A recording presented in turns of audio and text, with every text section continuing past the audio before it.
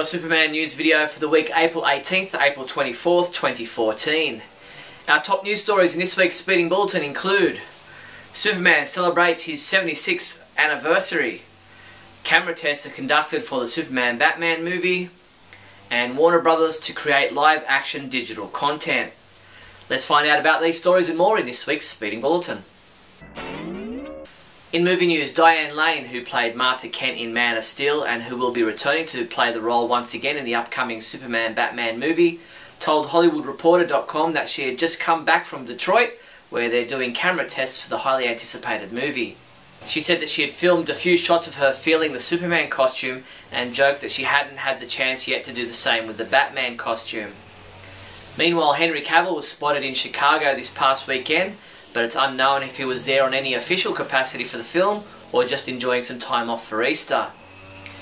The Superman-themed 2013 Ram truck featured at the world premiere of Man of Steel in New York City is being sold at auction to support the LA Family Housing charity. The truck is dark ceramic grey with a special vinyl wrap that adds the textured look of Superman's new suit. Kal-El's ultimate quad cab is capped with Superman logos front and rear where the traditional Ram logo would normally be. With an estimated value of $112,000, bidding on the truck is already over $47,000. You can check it out at CharityBuzz.com. CleverMovies.com asked a whole bunch of celebrities what title they'd give to the upcoming as yet untitled Superman Batman movie. There were a few fun attempts, especially from Kermit and Miss Piggy. Part of each name, Super from Superman and Man from Batman, and I would call it Superman. George Clooney. That's what I'd call it. Well, I think that we should just ship them together. So it should be like, well, wait, that doesn't work, does it? Because they're both man. Super Bat.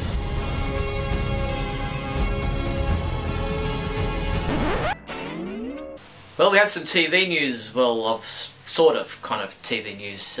Warner Brothers Animation Sam Register has been promoted to the newly created position of President of Warner Brothers Animation and Warner Digital Series. In this new role, Register will head up a newly formed live-action digital content production unit and will now be responsible for spearheading the development and production of original live-action digital series. Whether this means we could see some live-action Superman or DC Comics material remains to be seen. Stay tuned. In comic book news, Friday, April 18th was the 76th anniversary of the debut of Superman with the 1938 release of Action Comics #1. DoYouRemember.com published an article examining the story behind the story of Superman's creation and his debut comic book. DC Comics released their July 2014 solicitations this week, and we highlighted for you all the Superman-related comic books and products listed. Of special note was Superman Unchained #8, where it's all going to hell as cosmic-level war breaks out, and the full truth of who or what Wraith is finally comes to light. And Action Comics Annual #3, in which an epic space battle rages above the Earth. How will humanity and the other heroes of the DC Universe cope with this day of doom? Check out these and all the other Superman-related solicitations at the Superman homepage now. Comic books we reviewed this week included Justice League #29, which was reviewed by Michael J. Petty, who said, "I was very, very satisfied with this issue," and he gave it a 5 out of 5. James Lance reviewed Supergirl #30, saying, "I have not been disappointed in what's been going on so far," and he also gave this a 5 out of 5. Adventures of Superman Chapter 51, the final chapter of this series, was reviewed by Alyssa Gossage, who gave it a 4 out of 5, saying, "It's fitting that the last issue of Adventures of Superman would be a tribute to the late Jack Kirby." Matt Shaw reviewed Smallville Lantern Chapter 6, saying, "This really is an enjoyable story," and he gave this chapter a 4 out of 5. And from last week, T.A. Ewart reviewed Injustice Year 2 Chapter 7, giving it a 4 out of 5, saying, "What sells this issue is a dramatic irony, juxtaposition, and the characterization, all involving Sinestro." Superman comics available this week from April 23rd include Injustice Year 2 Chapter 8 digital comic has been available since April 22nd. Batman Superman #9, which is available in a variant cover and a digital combo pack.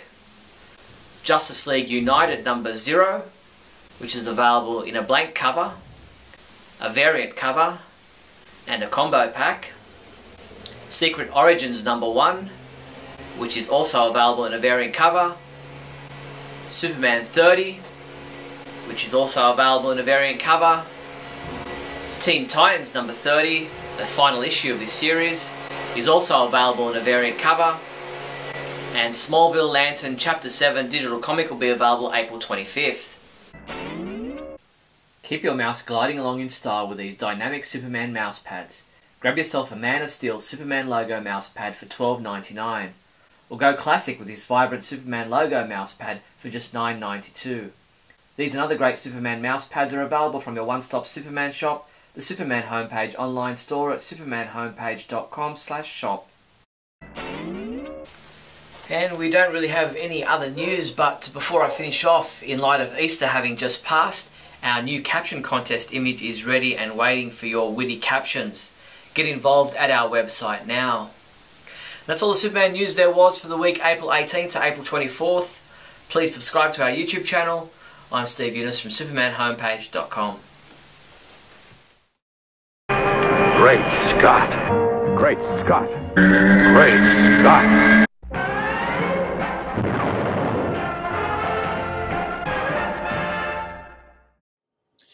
Hello everyone and welcome to another version of Great Scott.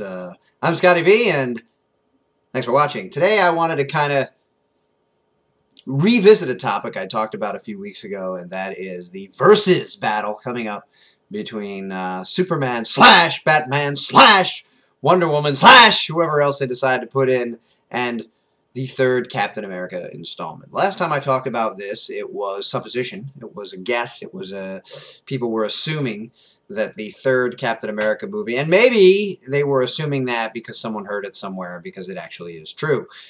Just a few weeks ago, they did announce, Marvel Studios, that the Captain America, the third installment of the new franchise starring Captain America, would be the big Marvel movie going up against the Batman, Superman, Batman, whatever it is, the Trinity movie that will be coming out in a couple of years. So now that we know that that will actually be the film, and both studios have said neither are backing down. In other words, this will happen unless one of them changes their mind, which many people suspect will occur. Someone will back off, someone will move their film, and most people that I talk to about this that have any kind of insight into it at all seem to think that it'll be DC that backs down, and I can see why that is the assumption, because DC has not had the cinematic success that Marvel has had. They have not had the preparation. They have not, in my opinion, and I've said many times on this show, they've not done what has been needed to be done over the years as Marvel has done. Marvel, as I've said, has really taken the time to captivate an audience, to cultivate an audience, to teach us about their characters, and to have an all-inclusive universe where all these other characters show up, and where we know where anytime we go to a Marvel movie, we're in that universe and we can see any of these characters. DC, after the big Dark Knight trilogy, which was a huge success, kind of relaunched their movie universe with Man of Steel supposedly being the starting point, where now they're going to have Batman and Wonder Woman and whatever else they bring to the Man of Steel follow-up, which might be a sequel but probably isn't, but will star Henry Cavill and Amy Adams and Lawrence Fishburne, and now, of course, Ben Affleck and Gal Gadot as Wonder Woman and Batman. But the problem is that no one's really into that yet. No one really has the idea that DC is what Marvel is on the same level, because they're not, and they haven't built that. But I went and saw the Captain America sequel, the second movie, The Winter Soldier, and I thought it was really good. I have heard many great things about it. Many people, a lot of reviews, saying that it has what last summer's Man of Steel lacked, whatever that is: heart, character, I don't know, better story, better intrigue. And it is kind of like a James Bond movie, which obviously Man of Steel wasn't. And it's very action-adventure oriented, and it's very story-driven. There's a lot of things going on, and I really enjoyed it for those reasons. I also enjoyed a lot of the emotional content, and a lot of people I talked to found that Man of Steel didn't have that. Didn't have a lot of character, didn't have a lot of story, and didn't develop a lot. I think a lot of people's problem with Man of Steel, and I've said this before too, is that they didn't see it a second time because they were let down the first time. And unfortunately, I believe that Man of Steel is a movie you need to see more than one time to see the subtleties that are there, but that a lot of reviewers and a lot of people who have seen the movie don't think are there. There is a lot of stuff with the Kents. There is a lot of stuff with Jor-El. There is a lot of depth and character, emotion, and things going on. That the problem is that Zack Snyder tried so hard to hit you over the head with the action because everyone was complaining there was no action in the last Superman movie, that really all you see when you first see it is this ton of action and then the killing of Zod and just some things stuck out in people's minds. But when you go back and watch it a second time, I think you feel it a lot more. You feel a lot of the impact of the emotion that the character, mainly Superman, goes through in the film. And Captain America, the first movie, let me down. I was real excited about it. I like a period piece that takes place in another time where there's the costumes of that time, the historical references that are going on at that time. And of course, it's a fictitious world, so there's other things going on too that never did happen in the real world. And I really wanted to love it, and I didn't. The second movie rectified that for me. I really love the second movie, Captain America, the Winter Soldier. I also like the idea of calling a movie another name and not two. Like Amazing Spider-Man 2 is about to come out here soon, and I would rather it be called The Spectacular Spider-Man or The Ultimate Spider-Man or Holy Cow, it's Spider-Man. Anything other than The Amazing Spider-Man 2, and with everyone being in this second Man of Steel universe movie, I don't think it's going to be called Man of Steel 2, which is one good thing. Anyway, I think it's going to be a spectacular battle, but probably the team with the most to lose is the DC team, because Marvel considers Captain America kind of a second-tier hero that no one knew about a couple of years ago. You know, people had heard of him, but no one cared about. A lot like Iron Man was before they built it with Robert Downey Jr., and now it's the biggest thing since sliced bread. But so for them, they're like, hey, we made a ton of money with Winter Soldier. It's still making money now. We're not moving. The third one's going to make double or something what the second one made. And you're still trying to prove yourself and prove your footing with this Man of Steel follow-up. So we're going to stay there, and we think it would behoove you more to get out of our way. So, you know, we're going to stay there and hope that you don't call our bluff, because both movies will suffer in the way that Hollywood seems to only care about, and that's like opening weekend.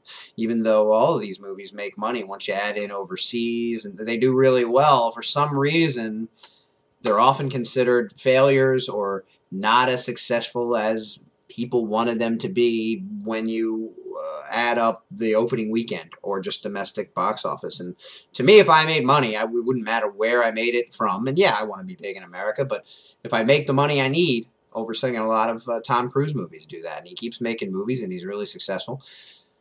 So I don't know why they judge it that way, but Marvel's got an upper hand here because everybody's in the same universe, and it's going on, and Avengers is going to be next. I think the second Avengers before the third Captain America, so there's going to be even more hype. And, of course, we've got the whole idea that Batman and Superman and now Wonder Woman are going to be on screen for the first time together, so that's hype too. But both movies are going to have money taken away. I mean, I'm going to see them both, and I think a lot of fans are going to see them both, so I'm not really sure what the suffering is going to be, but I guess a lot of people only go to movies once a week, so the one movie that they choose that week is going to get the punch of having that extra money going to their box office, whereas the movie that they go to the next week isn't going to matter as much, because then those movies would be expected to be second or third anyway. So I think it's going to be interesting. I'm going to see them both, and I still have high hopes, even though a lot of people are garnering more and more doubt toward this Superman-Batman project. I hope things go well. Thanks, everybody, for watching, and remember, always look up in the sky.